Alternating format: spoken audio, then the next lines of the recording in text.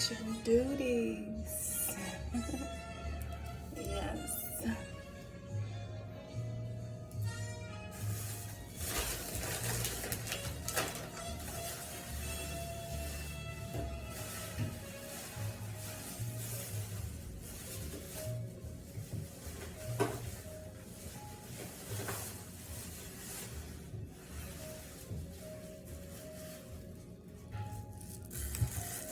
I love peanut butter and jelly.